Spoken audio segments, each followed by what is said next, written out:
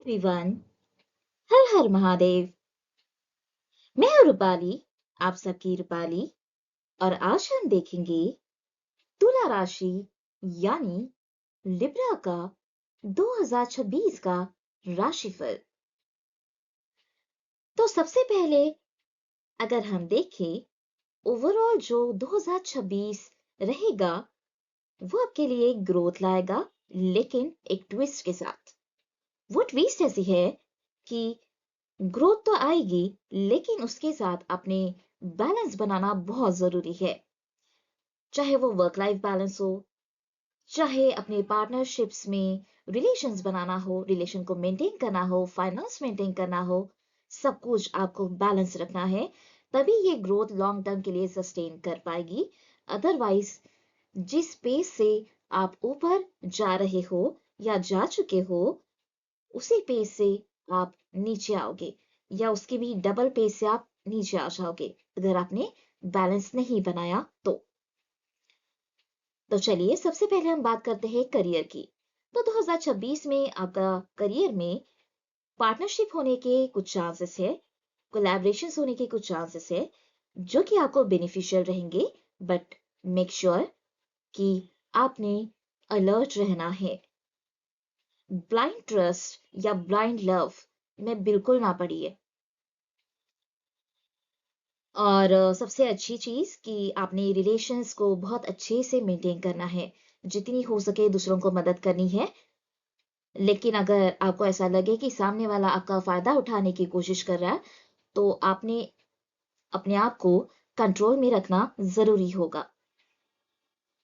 अब आते हैं हम फाइनेंस पर।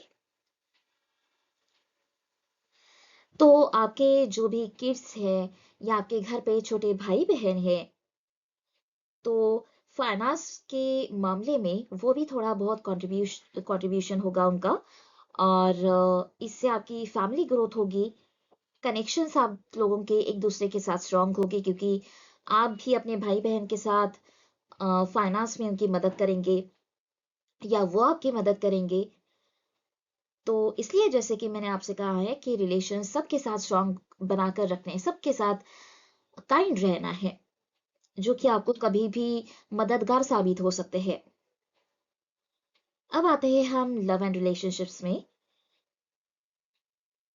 तो जैसे कि मैंने आपसे कहा कि 2026 में आप बैलेंस बनाने की कोशिश करोगे, तो उसी तरह से रिलेशनशिप में भी आप स्टेबिलिटी, हार्मनी बनाने की कोशिश करोगे, जिससे आपके जो बॉन्ड्स है एक दूसरे के, वो स्ट्रांग होते चले जाएंगे। रही बात हेल्थ की, तो आपने अपनी सेल्फ केयर लेनी है।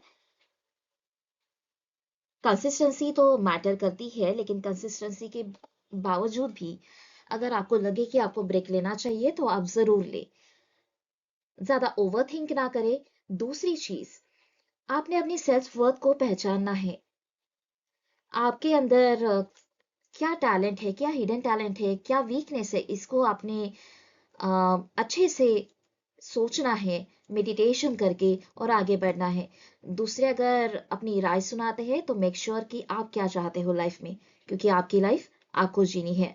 उसी तरीके से हेल्थ में भी अगर कोई आपको होम रेमेडीज आपको बताए, या कोई भी ट्रीटमेंट हो, तो मेक श्योर कि आप अपने डॉक्टर से पहले कंसल्ट कर ले, और ये भी पहचाने कि आपके हेल्थ के लिए क्या सही है क्या गलत है।